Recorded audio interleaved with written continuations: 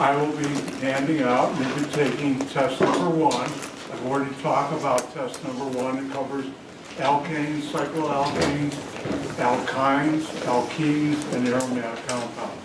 Alcohols will not be on test number 1. They'll be on test number 2. And I was talking about alcohols, and we'll continue on. Listen, are there any questions? Talking about alcohols. What is an alcohol? An organic compound that has a carbon with a hydroxyl. Hydroxyl is OH, and R is anything with carbon and hydrogen. And this is an alcohol. And alcohols, the IUPAC name, find the longest chain that has the carbon with the hydroxyl group, name it as an alkane. Let me correct a mistake I made yesterday.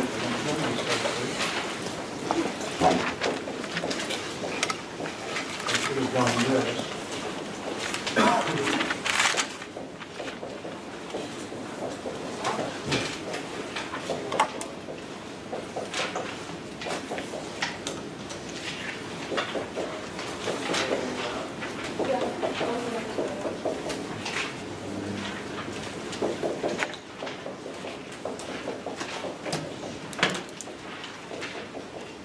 The question is, what's the IUPAC name for this?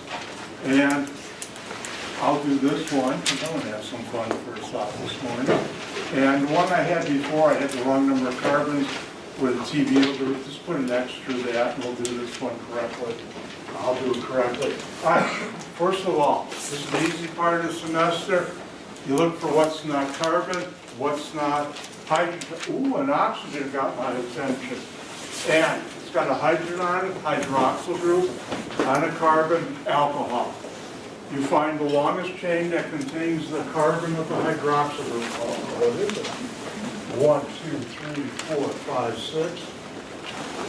1, 2, 3, 4, 5, 6, 7, 8, 9, 10. I hope you all agree 10 is greater than 6.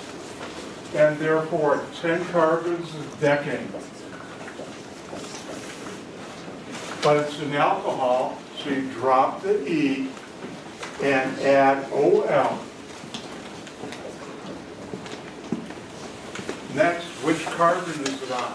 Alcohol carbons have priority over other functional groups, which we're not doing this class, but always has priority over alcohol. Priority means lower number.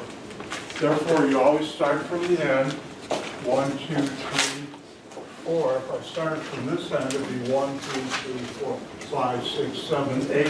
I think you all agree 3 is smaller than 8. I counted correctly.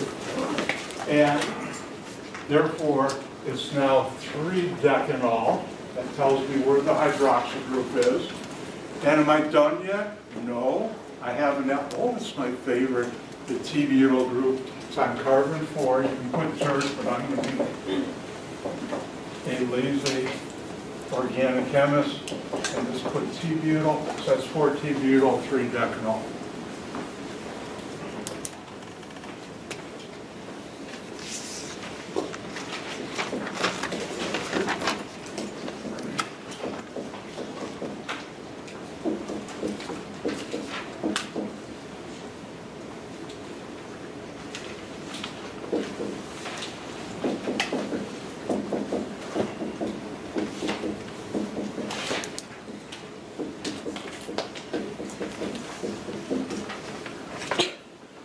Dr. White shares, what would be the IUPAC name for the following molecule? Again, nomenclature is an important skill. More fun things are the reactions, but if you can't name them, you don't know what you're talking about.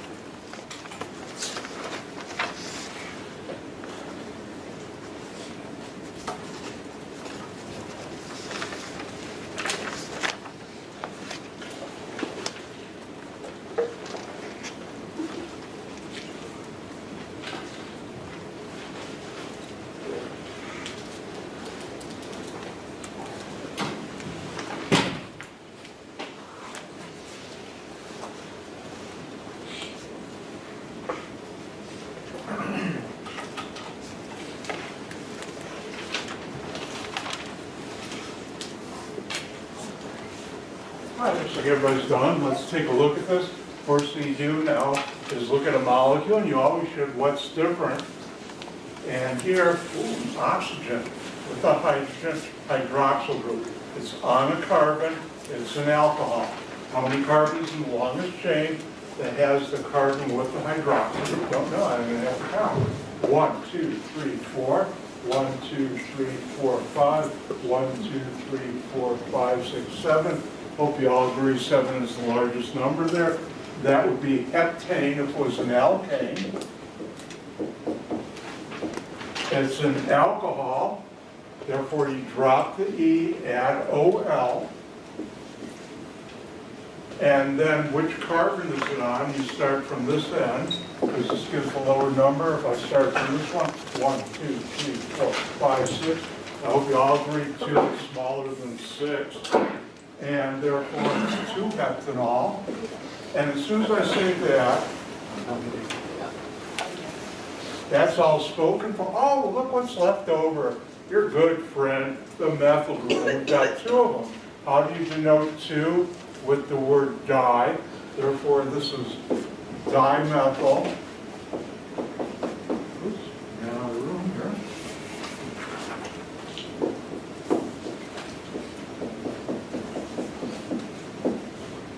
What carbons are they on? Well, since it's di, I'm going to need 2 numbers. It's on carbons 3 and 4. They're on the same carbon. You still need 2 numbers, even though both would be the same. But in this case, they're not. So that's 3,4-dimethyl 2-heptanol. I'll remind you when we take test number 2, be sure to write this clearly, because we'll learn later on for test number 2, there is a functional group that has an AL ending. So make sure I don't have to guess that an A or O. Just like guess, I could be 50% right or 50% wrong.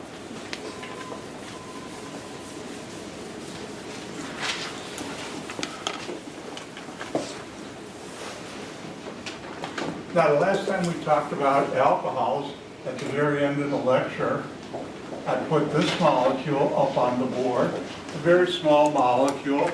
What would be the IUPAC name? Well, first of all, what do you see that's different? Hydroxyl group and a carbon. How many carbons in the longest chain? Time's up. Hopefully I'll pick 2. That'd be ethane. Drop the E, add OL, ethanol. Now, since you cannot have 2 ethanol, it's always going to be on carbon 1, no matter which carbon. If I put it over here, maybe CH2 would be carbon 1, so you don't use a number when you can't have another number. And so the name is ethanol. Now, ethanol is an interesting little molecule. It has quite interesting effects on the human body. This is the molecule that's found in beer, wine, and hard spirits. You know, like the good stuff, Canadian Club, Absolute Vodka, Grey Goose Vodka. That's some of my favorite stuff. Anyways, and that molecule is ethanol. Why does that do that? How does it happen? I'm in no way implying you should consume this molecule in any kind of liquid. But why does it have that effect? I have no idea. But I can tell you, it's also a good additive in gasoline. And the next time you go into a gas station, you look by the pump, you'll see a sign that says, this gasoline, at least in this area, in northern Illinois, Chicagoland area, this gasoline contains up to 10% ethanol. And the next time you're in a gas station with a friend, neighbor, or loved one, you can point out, you know, that's the IUPAC name for pure carbon alcohol. Anyways, it is. See, IUPAC names are even in your gas station. Big time.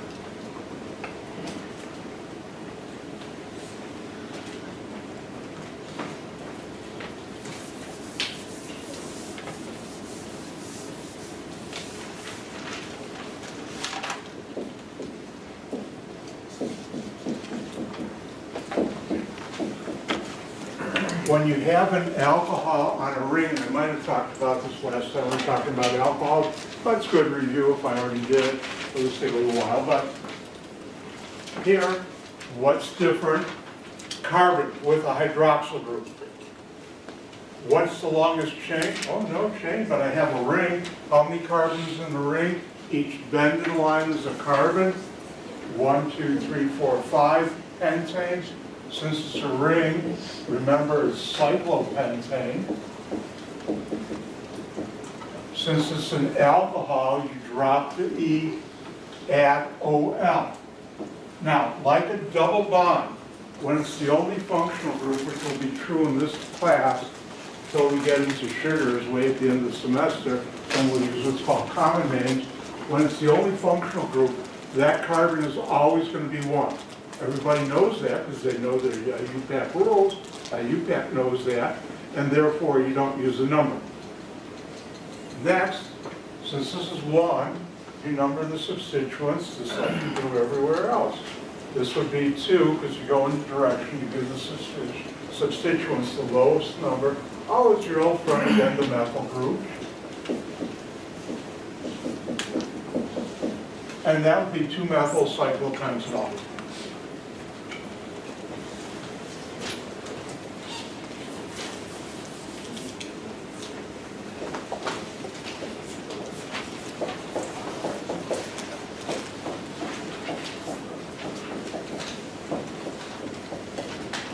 And why don't you try this one? What would be the IUPAC name for the following 3 points each? Just Al. Just making sure, so wherever the hydroxyl is, that's always carbon number 1? Yep, I'll bet on it. And I don't know if you remember first day of class, I said, if I bet on something, I know I will already run. So don't ever bet with me, because I know I've won. Not that I should ever bet with my students, but anyways, if it's the only functional group, it is always carbon 1. Let me know when you bet on the Super Bowl then, next year. Well, Let me know if you bet on the Super Bowl next year. all right, let's do this one. Oh, update, I still haven't heard anything from the help desk. On one of my computers, I have Microsoft Movie Maker, which is slow as molasses, but I'm going to start doing that this weekend so I can get the videos either on the school's computer or I've been debating, one of your colleagues suggested this, go to YouTube. Because I found out you can't have long videos on YouTube, and I think you all have access to YouTube if you have internet access. All right, let's take a look at this. What's different? When you look at an organic molecule, you should say what's different, what's not carbon, what's not hydrogen, what's not a carbon-carbon single, ooh, oxygen. And it's got a hydrogen, hydroxyl group, it's on a carbon alcohol. How many carbons are along this chain with the hydroxyl group carbon? No chain, but we have a ring. How many carbons? 6. Every bend in a line is a carbon. 6 carbons is hexane. Remember with a ring, it's cyclohexane. It's an alcohol, drop the E, add OL. This carbon is always going to be 1 on carbon. Let's continue going in the direction to give it the lowest number. We went counterclockwise, it would be 2, 3, 4, 5, and I hope you all agree 3 is smaller than 5. And therefore, what substituent is this? One of my other favorites. It's been nice to me and I've been nice to it. And that's 3 carbons, center carbon, isopropyl.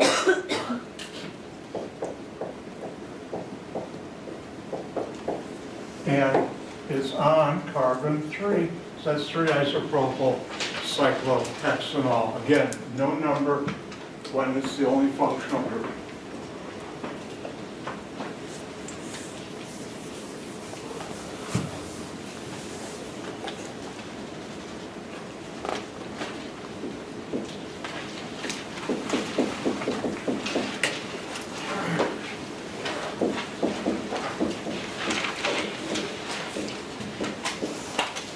Now, there are 2 skills you should have in organic chemistry when it comes to nomenclature, which is the fancy word for naming it.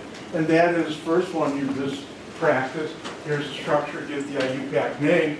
The other is, here's the name, draw the structure. I'll do this one, then I'll share one with you. How do you do this? You start from the right, as always, and you see OL. OL tells you alcohol, carbon with hydroxyl group. If the OL were an E, that would be decane. That tells you 10 carbons.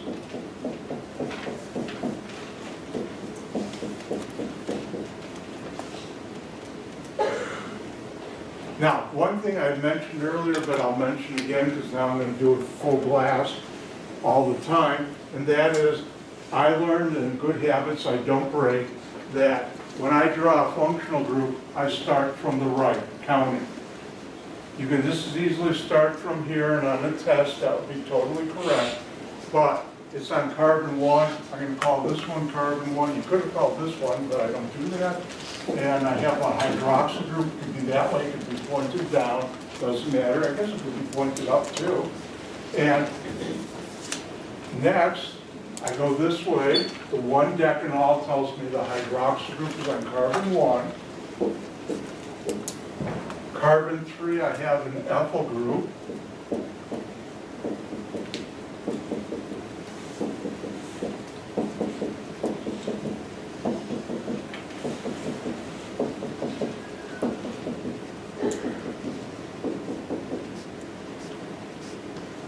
And I have this, 3-ethyl, 1-decanol. And I forgot the hydrogens here, so. Remember, hydroxyl group counts as 1 bond. And for tomorrow, don't forget, when you're writing down structures, check. There's always 4 bonds to carbon. Yes, 60–70% of the answers that are wrong, the student had just looked and said, "Ooh, I got 3 bonds to carbon, or 5 or 6 bonds to carbon." That can't be right. They would have known I got to do something different. So remember that tomorrow.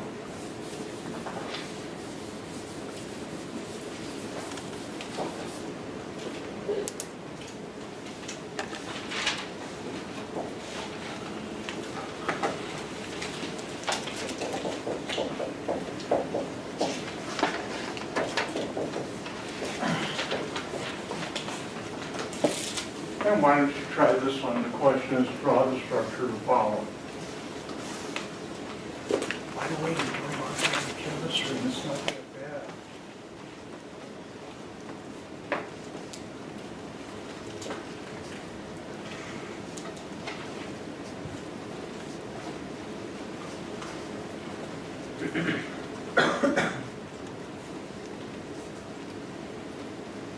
I think I'm up to 71.5% of knowing your names.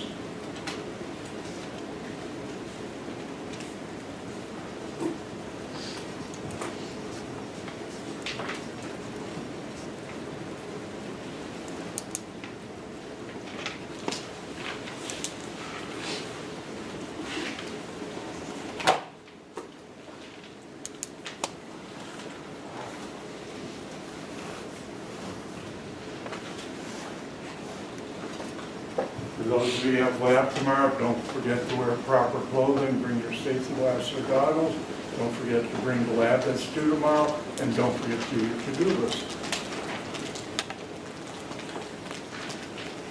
All right, let's take a look at this. I think everybody's done. Look at the name. You start from the right and go this way.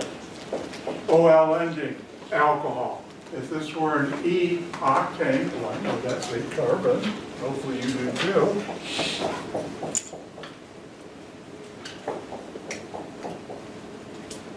Where is my hydroxyl group?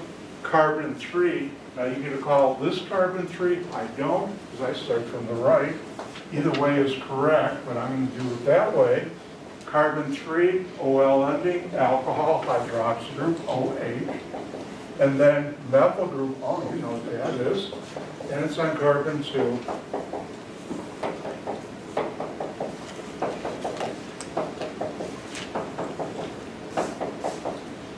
And we have 2-methyl, 3-oxynol.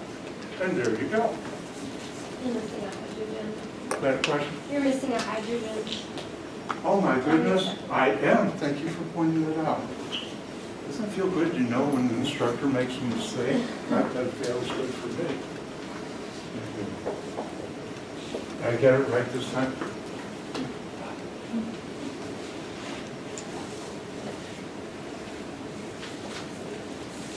Now, it turns out alcohol's been around for a long, long time. I don't know, when did mankind, or the right way to say nowadays, personkind, find out about ethanol and the unique properties it has on human physiology. I believe Romans, Egyptians, already by that time, Babylonians had wine and beer down pat. I'm not sure when they first started, I'm gonna have to look at that up this weekend when I have a chance, when they first started making hard spirits. But anyways, common names have been around for many, many years. I'll use this board because I need more space. And common names are more likely to be used than IUPAC names for a number of alcohols. And there are mainly 3 alcohols where common names are used as often as IUPAC.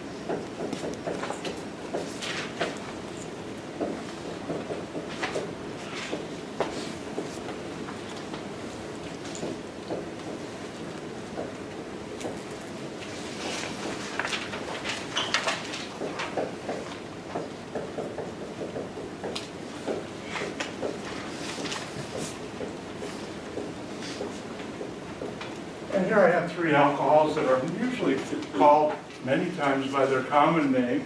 And the first one, 2 carbons hydroxygroup alcohol, ethanol.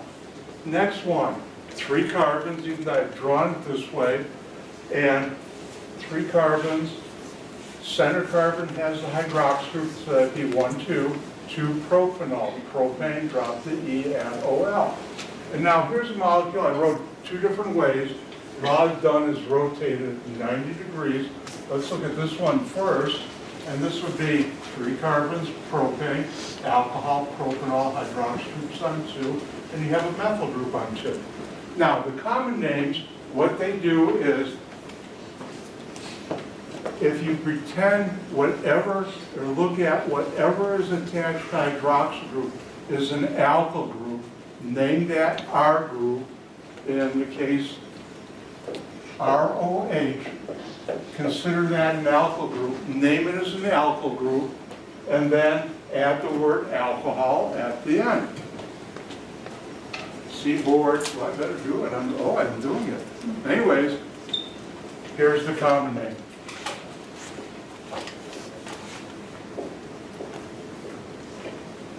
And if I take my magic chemistry hands and go like this, what alkyl group do you see? Ethyl. So this is also called ethyl alcohol. And if you look on bottles of wine, more likely they'll say ethyl alcohol as opposed to ethanol. Vodka and other good things usually say ethanol. I take my magic chemistry hand, go like this. What alkyl group do you see? 3 carbons, center carbons, bond to something, isopropyl. Therefore, this is usually never called 2-propanol.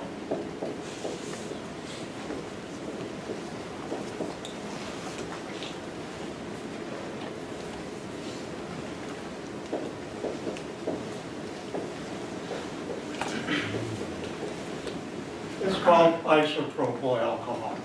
Now, most of you probably have isopropyl alcohol in your house. No, I don't. I know if I have it. Yes, you do. If you look, and a lot of you probably have it in the upstairs bathroom. If you have an upstairs bathroom, and it's called rubbing alcohol. Rubbing alcohol is this 70% or higher isopropyl alcohol mixed with water. Most of you don't remember the old days when you go to the doctor's office and they had the old glass thermometers. And in order not to get the next patient sick, they would put the thermometer after use and wiped it off into a container containing rubbing alcohol. Rubbing alcohol and also ethanol too are disinfectants. And therefore, they'd wipe it, put it in there, and then they'd take it out, wipe it off, and put it in your mouth. And rubbing alcohol always had a lousy taste to it. I hated when I was a little kid going to the doctor. Oh, first thing to do is shove a thermometer in your mouth no matter what. Oh, that tastes bad. Anyways, memories from the past. Like the next time you're home and you look at your bottle of rubbing alcohol, pick up the label and it will say contains isopropyl alcohol, which is the common name for 2-propanol. Now, the last one you probably haven't seen, but you will use in the lab later in the semester, this alcohol. Now, if I take my magic chemistry hands, go like this, what alcohol group do you see? T-butyl group. And this is called T-butyl alcohol. Nobody ever calls it by its IUPAC name. On my test number 2, same thing with test number 1 and 3 and 4, I'll never give you a structure and ask what's the common name, but I'll give you a common name and ask you to draw the structure. Because in real life, you're going to see it on the ingredients label and you just wonder, what am I putting on my hands or other things. Now, I always wonder why they call it rubbing alcohol other than you put it on your skin and rub it in to kill certain things and disinfect things. But one day I'll look for it and can find anything to help me identify that. But, all right. Now, when you have a benzene ring with a hydroxyl group, we don't call, oh, it's benzene, drop the E, add OL, benzol. No, we don't do that. This compound has been widely used for many eons and had a common name that IUPAC, just like they did with benzene and toluene, said, we're going to change these people, calling it something different. Let's just use the common name and call it the IUPAC name. Now, I pronounce it the correct way. Most people pronounce it the wrong way. It's phenol, not phenol. Now, I work for a company where we used about 1 million pounds of this. I had a running argument with a number of the chemists who like to call it phenol, or phenol, and it's phenol, and we still argued about that. And this is phenol.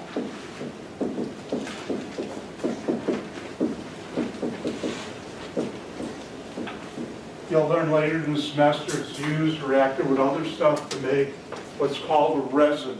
Resin is a fancy name for glue. Where do you find that? Right here. Plywood-oriented strand board and particle board are all held together by glue made from phenol, and also other molecules, other types. I worked for a company that did that.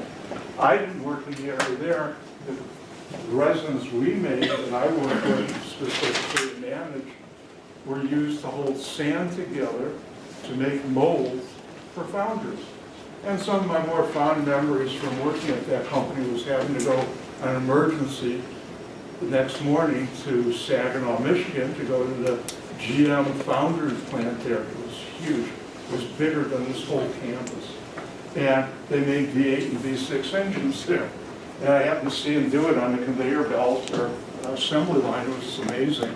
And I solved their problem, and it was an interesting, fun trip. I've also been to the Ford foundry plant that made engines in Windsor, Canada, where I went there because they were using the product I invented. They wanted to make it.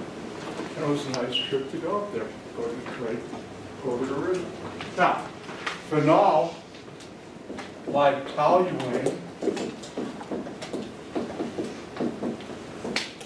is considered a substituent. So this is di-substituted. Therefore, what's the root name? Phenol. NO2, I hope you know is the nitro for tomorrow. This won't be on test, but nitro could be. And then because it's 1,3 di-substituted and it's a benzene ring, aromatic compound, you don't use numbers, this is meta, so it'd be meta-nitrophenol.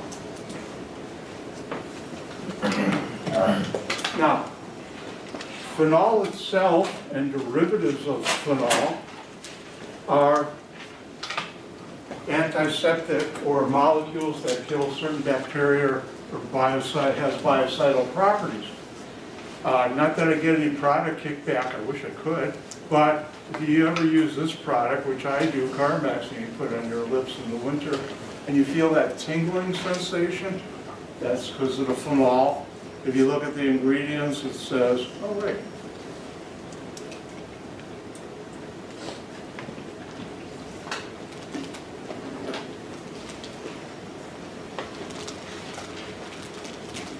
Commercial from them.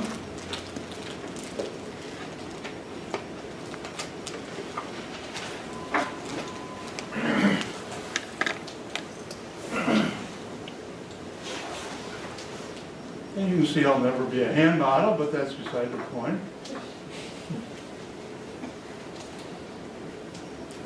You'll see active ingredients, menthol, camphor, and salicylic acid, and phenol. And phenol gives you that tingly sensation. And by the end of the semester, you'll learn the other things that are on there. So, when we're talking about things in this class, where are they in your daily life? Do you get any more daily life than this?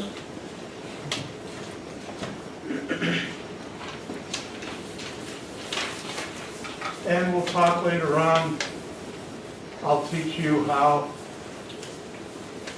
Listerine uses a substitute of phenol as the active ingredient that kills bacteria in your mouth.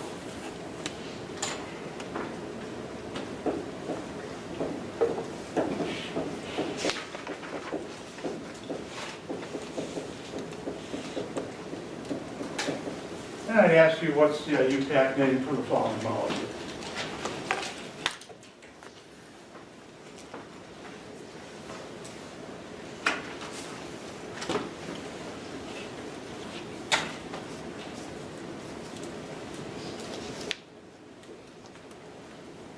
Is that in your way back there?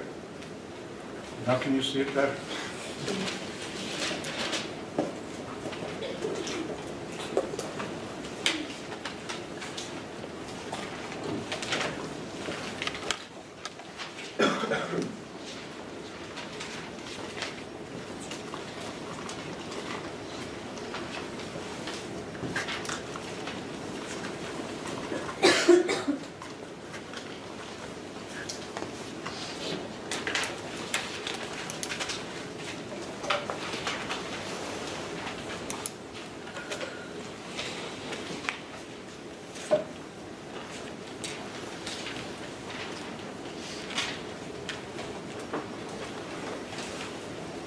All right, let's take a look at this.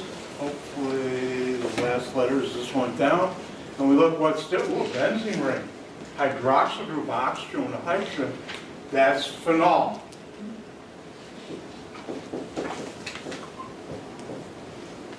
And then, am I done? No. I have a substituent, alpha group. How many carbons? 1, 2, 3, propyl. N carbon, N propyl.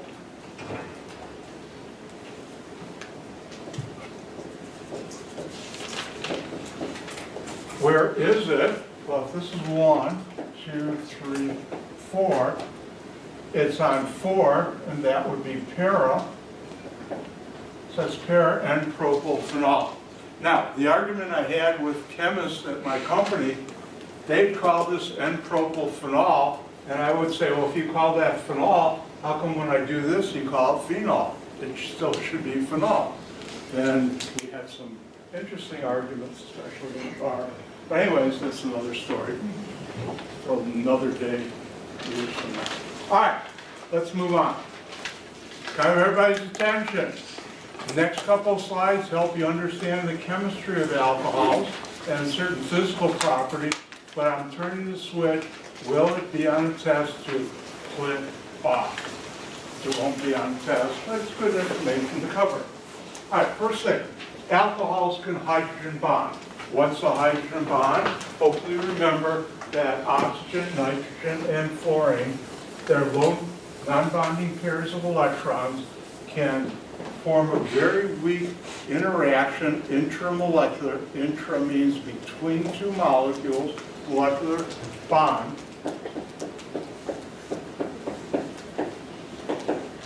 Because in the case, say, of oxygen, the electronegativity difference between oxygen and hydrogen, this is water, not an alcohol, but I start out simple.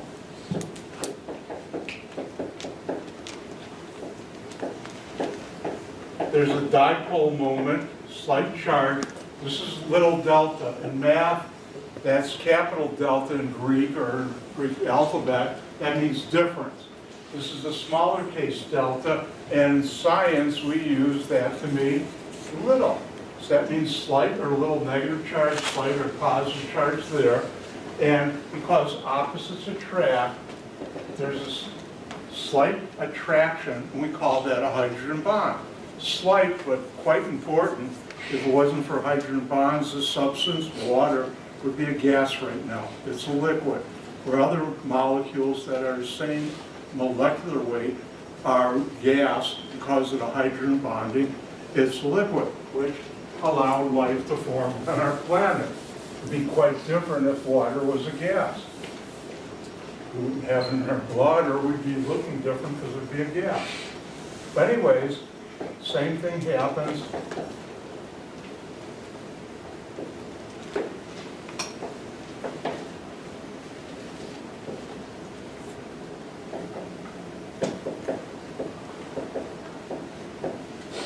With an alcohol, and it can hydrogen bond, hydrogen one molecule, oxygen the other, and that means alcohols have higher boiling points and also melting points that other alkanes or other organic molecules have similar molecular weight. Also, when things can hydrogen bond, water can hydrogen bond with alcohols, that makes them water soluble, especially the smaller ones. Eventually, when the R group in an alcohol gets large enough, it overcomes the hydrogen bonding. It's no longer water soluble.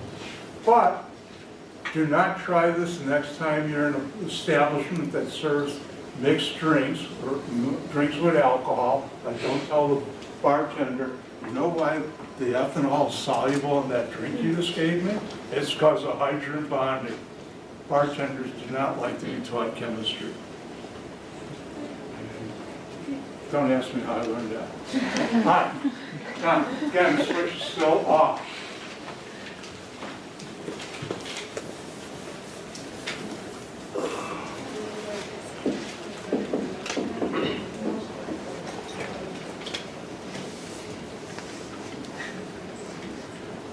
This is a very tiny little arrow going that way, a much bigger arrow going this way. Hopefully all remember acids and bases. An acid, something that's a proton donor, it gives up H+. Alcohols are very, very weak acids. And they can give up a proton, and that's an acid. Now, it turns out the conjugate base, this is a base, is going back this way, something that accepts a proton under Bronsted-Lowry theories of acids and bases is a base. This is a very weak acid. These are called alkoxides. They're extremely strong bases. And they're much stronger than, say, sodium hydroxide or potassium hydroxide. Now, it turns out phenol, and why you got the tingly sensation when you put something like Carmex or other products that have phenol in it, is more acidic. And what I'm going to write down, do not write down unless you really want to. Dr. White's going to have some fun.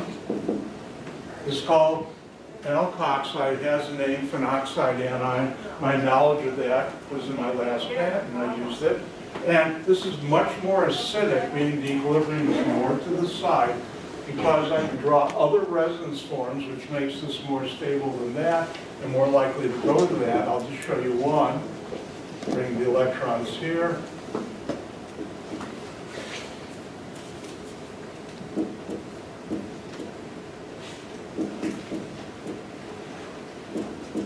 And I can draw two more, and that makes it more stable, more likely to go, more acidic. Again, switch is still off. alcohols can be bases too. And it turns out this reaction I'm going to show you explains why in a number of reactions with alcohols use an acid catalyst or if it reacts with an acid. If I have an alcohol, and this is a weak acid, weak base, but if you put in a strong acid, it will go.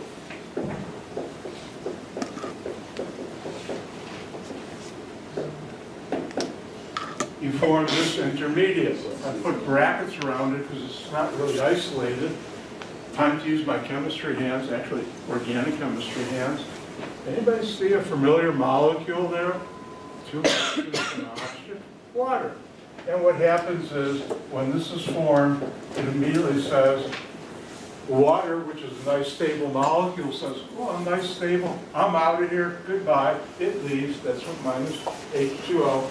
And you get what's called a carbonium ion, or the term I don't like, carbocation. But anyways, I use the old term. Our carbon with a positive charge, which is very reactive, and it reacts with other things. All right, switch is on, click. Next number of chapters, I'll introduce you to the functional group, hello, say hello to the alcohol, and then I'll talk about IUPAC nomenclature, how do you name it. Then I'll go through common names. A number of things we'll go through have common names which you're more familiar with in your daily life. And then we'll talk about how do you make it, and then how do you react to it, the fun parts of organic chemistry. So, how do you make an alcohol? Well, at this point, once you know there's one reaction, and guess what? You already know this reaction. This is one of the few reactions that I'll put on both test 1 and 2. All my tests, except for test 5, I only cover what's on the chapters I talked about for that material, not other previous chapters. But this is the one exception. Hopefully you will know this for tomorrow. If I take a double bond, reacted with acid and water, the water is HOH.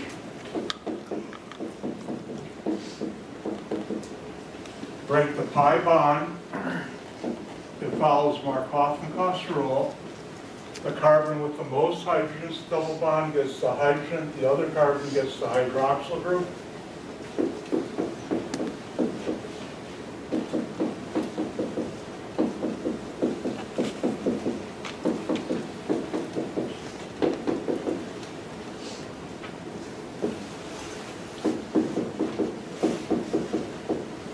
And I'll let you try this one because we've already gone through this and hopefully you know this for tomorrow. So here's some practice for you. And this is the only reaction I can think of that could be on both tests.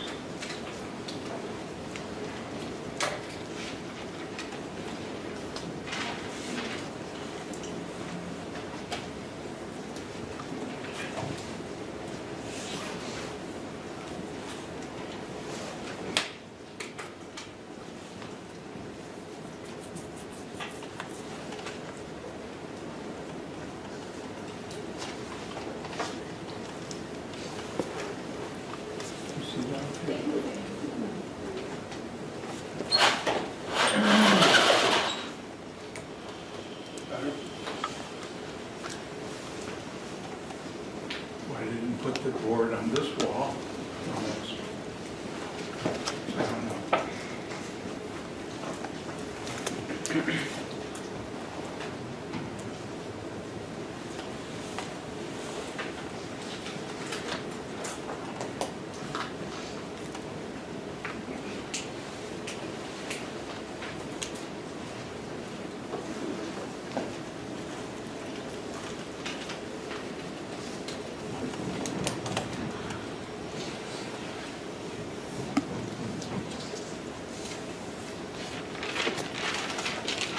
Sign sheet cover on? The answer is yes.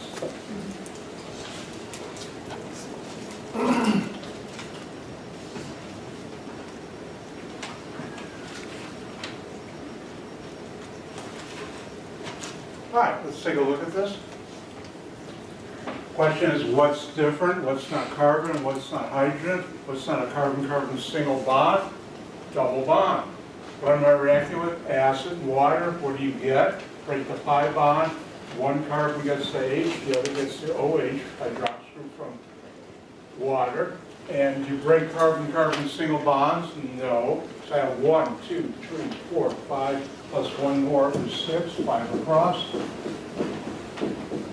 Everybody still see it? Those in the light? 1, 2, 3, 4, 5. Methyl group here. And now I break the pi bond. I have to use my high-level math skills. Which one has more hydrogens? Hopefully all 2 is greater than 1. The hydrogen goes here. Hydroxyl group goes here.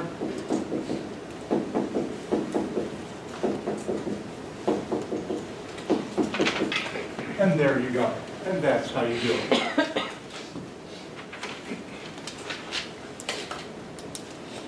So we got this going once, twice. Disappeared for now.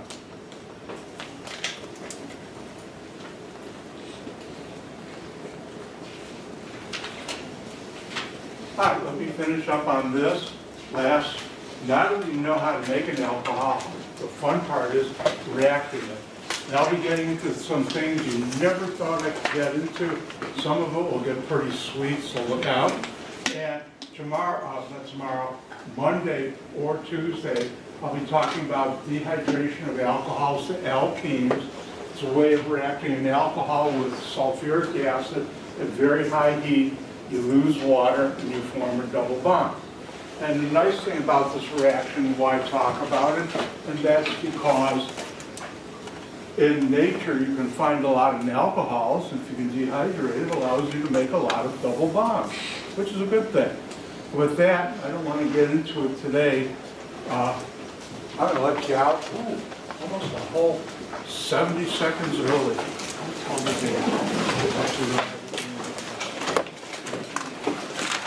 Don't forget, I'm starting promptly at the top of the hour. You come in late, you don't get